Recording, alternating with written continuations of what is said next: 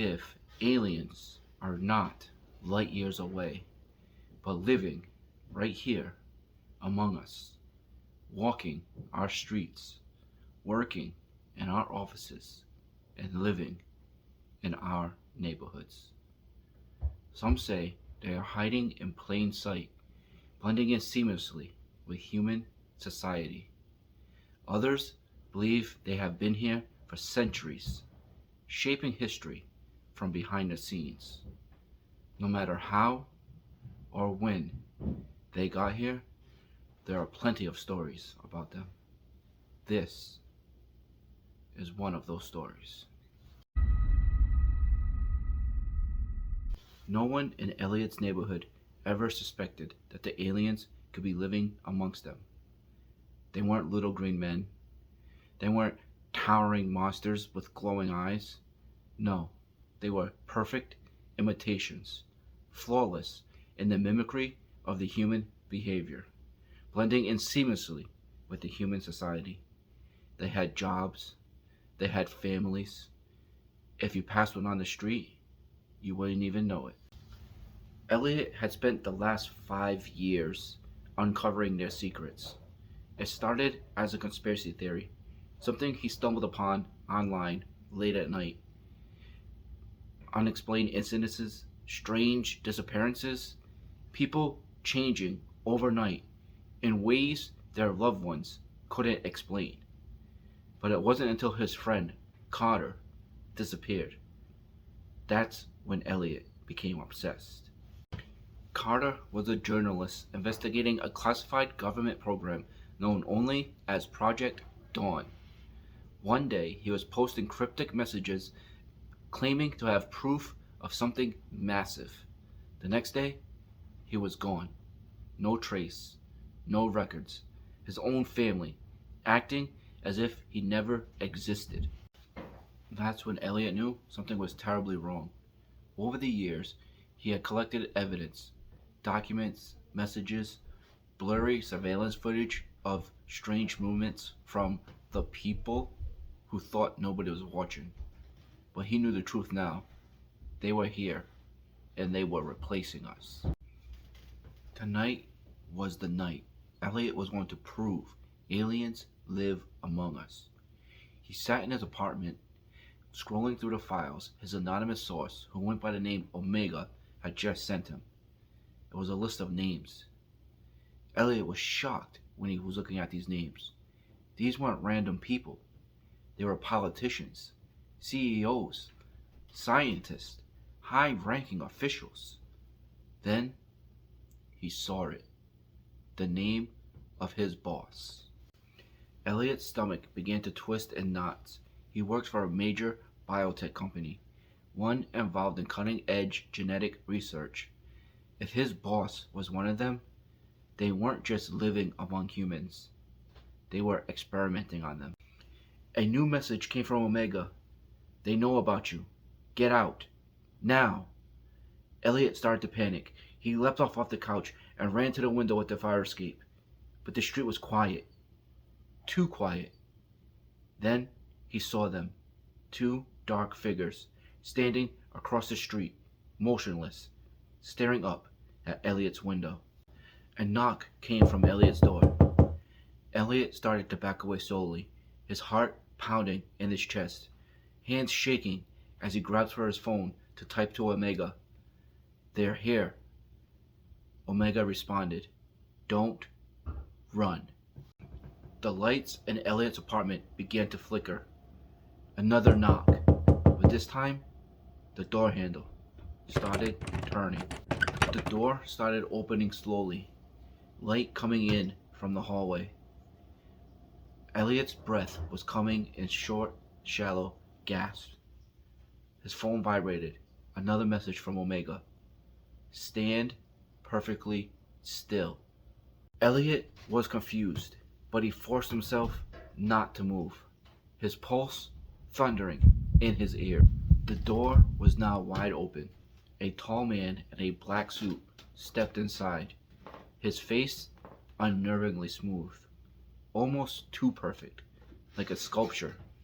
Beside him, a woman, identical in her airiness. They stared at Elliot, not blinking. Then they started walking towards him. Elliot didn't dare move. He watched as they roamed through his apartment, searching, scanning for something, but somehow not seeing him. Omega was right. Something about standing still had made him invisible. Elliot's mind was racing. He had spent years studying them, observing them, but he had never witnessed this. One of them stopped beside his desk and reached out and touched his laptop. The screen started to flicker. Then, one by one, all the evidence he had been compiling for years, all the footage, all the messages started vanishing. They were erasing everything. Elliot fought every instinct to move. If he lunged, if he made a sound, would they suddenly see him? They had finally finished their silent purge and turned to leave.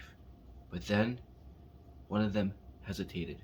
The woman turned slightly, looking directly in Elliot's direction. Elliot nearly died right there, but then his phone vibrated in his pocket, the sound shattering the silence like a gunshot.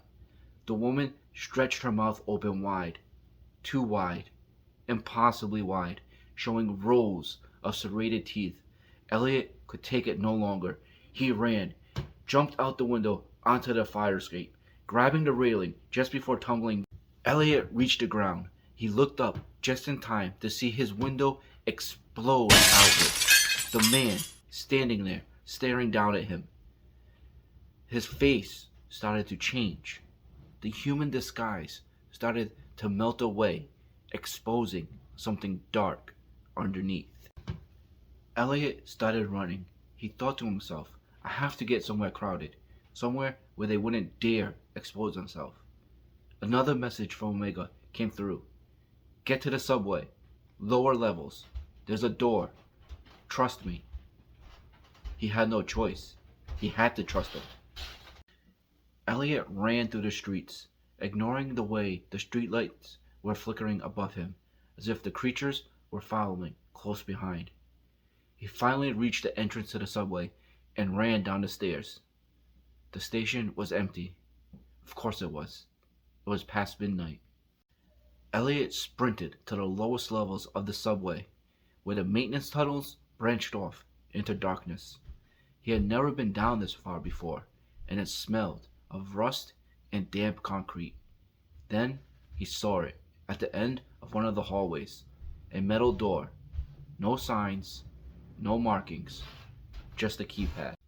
He turned to check behind him, and he saw, standing at the end of the hall, 6 of them. They had multiplied, he thought, but they weren't moving. They weren't breathing, just standing, watching. Elliot turned back to the keypad, and his phone vibrated one last time. Your birthday was the message. What? He thought. How would Omega know that? But there was no time to question it. He punched in the numbers, and the door opened. He slipped in just as the aliens started moving. Elliot slammed the door shut, and he spun around to look down the hallway. The walls were covered with monitors and cables running along them like veins. Then, at the end of the hall, a figure stepped out. But it wasn't one of them. It was Carter. Elliot couldn't believe his eyes. He was seeing Carter. He looked the same, but there was something different. His eyes, they were sharper, wiser, as if he had seen things no human was ever meant to see. You should not have come here, Carter said. Elliot could only muster half sentences. You disappeared. I thought... Carter just shook his head.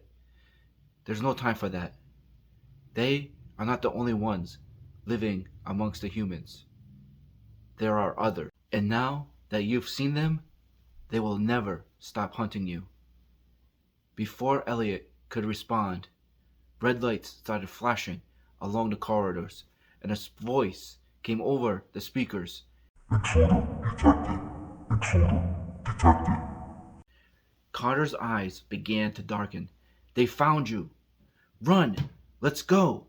Before Elliot had time to react, Carter grabbed him by the wrist and was pulling him down the halls, the alarm blaring in his ears, the red lights flashing against the metallic walls.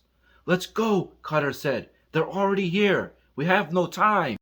Carter led Elliot through a maze of narrow passageways, deeper and deeper into the underground facility. Where are we going? Elliot was finally able to muster. Then Carter stopped suddenly. In front of them, another door. But this one was not metallic like the other one. This one seemed to be organic, almost alive, like it grew from the walls. What the hell is that? Elliot yelled. Carter turned towards Elliot slowly. You've seen too much. They'll never let you go now. Then help me escape, he yelled. Carter just stood there and shook his head. Escape? There is no escape.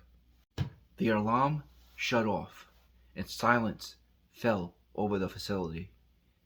All you could hear were the footsteps coming closer. Elliot turned, and he saw the shadows coming closer and closer at the end of the hallway. Carter put a firm hand on Elliot's shoulder.